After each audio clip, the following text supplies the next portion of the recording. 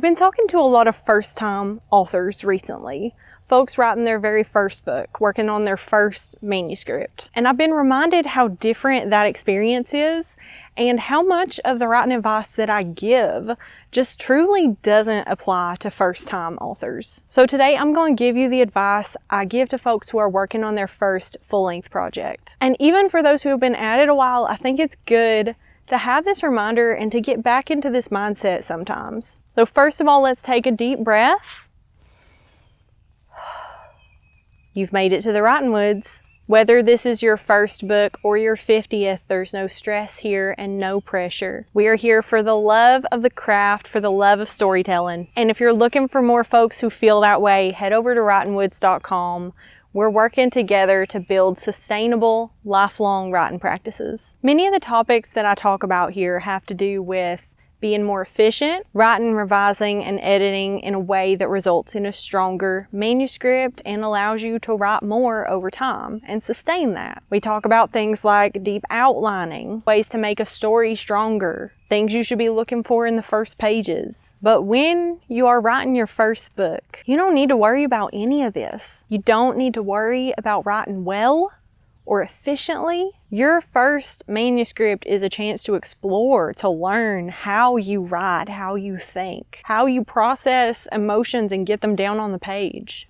What excites you about storytelling? And if you get caught up in optimizing everything, you're going to miss out on a lot of that exploration. You're not trying to create a masterpiece with your first book. You are building a relationship with storytelling. And that's not to say that your first manuscript can't be good, but you're going to have so much room for growth in the future. So many of us try to optimize before we have the fundamentals taken care of. We think about hacking our health with supplements and the perfect training plan before we do simple things like get enough sleep. And that's what I'm talking about here. Think about the simple things. There's plenty of time to optimize down the road. The second thing I tell first-time authors is to protect the excitement. There is such magic in writing your first manuscript. It is exciting in a different kind of way, something I think a lot of us would love to recapture. When you discover the sheer joy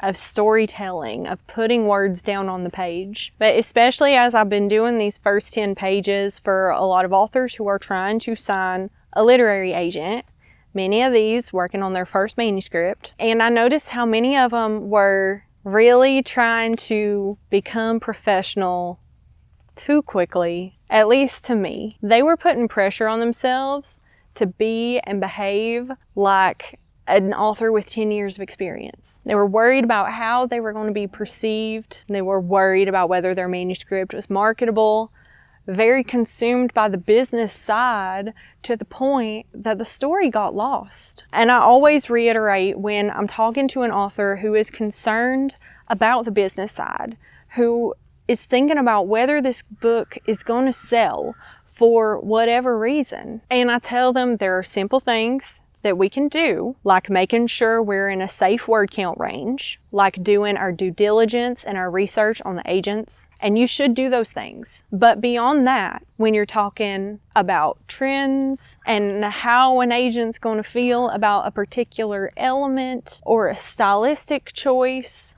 or any of the reasons that you have floating around in your head that your book may not sell, the number one thing you can do to give your book the best chance at selling is to write a good story. There are all these factors, all these things we can't control. We can't control how anybody feels about the time period or the region that the story's set in. We can't control whether the agent or publishers had their coffee yet in the morning. We can't control whether they just picked up a book that's similar to ours. And we can drive ourselves crazy trying to anticipate every little thing that could result in a no. And even though there is a lot of business to the business, you know, it's about making money at the end of the day. Publishers got to pay for paper, but agents want what publishers want, and publishers want what readers want.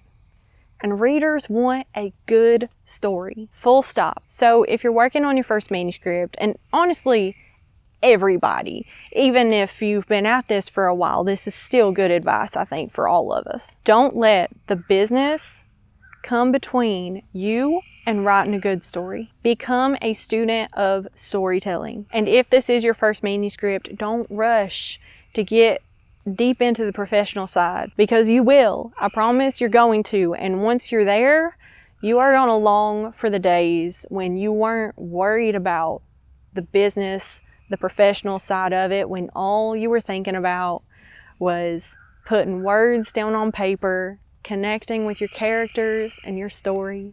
You're going to miss that. So enjoy it. And my third piece of advice for new authors is to stay radically open. You are just starting this thing. You are entering this whole new world, and your first manuscript is not the place to have everything figured out. You're not going to. You don't know everything. You don't know much of anything because you've never done this before. And the more experience that you do have, whether it's short stories, technical writing, professional writing, stay even more open, because trying to apply the methods, the processes that worked for that other type of writing to writing your novel, your memoir, it's going to wind up boxing you in, and you're going to miss out on things that could really make your writing experience better, more enjoyable, and easier. I talk about this a lot when I do recommend deep outlining, because I say, just try it. See what happens. You don't know what's going to work for you until you give it a go. So when you are working on your first manuscript, think of it as your laboratory. This is your chance to just see what happens. If I do this, if I do that, write in different POVs, write in different tenses. Tell the story from multiple characters' perspectives. Try weird structures that aren't chronological. Try writing in different times of day, different places. Type, handwrite. Go out in the woods and write. Outline, write from the seat of your pants. Try listening to music. Take all the advice that you can find and just give it a go. And I say not just stay open, but stay radically open. This is your chance to find what works for you, start laying that foundation, and then the rest of your writing career is going to be a continuation of that, where you're constantly changing, trying new things, finding that different processes work better for different stories, and some things just work better for you and your creative brain. But the rest of your writing career is going to be a process of growing and developing. This is your opportunity to spread laterally. We're not worried about getting better. We're worried about trying everything that we can, because you don't know what works for you. And this can be really uncomfortable because we're so conditioned to want to do things well and become more efficient. But that is not what this time is about. And using it as a chance, a period to explore, will be more beneficial for you in the long term. It'll set you up for success down the road. Experienced writers optimize, but first-time writers should discover. Doing these things, not worrying about writing well, holding out from becoming overly professional for as long as you can, and staying radically open and exploring will help you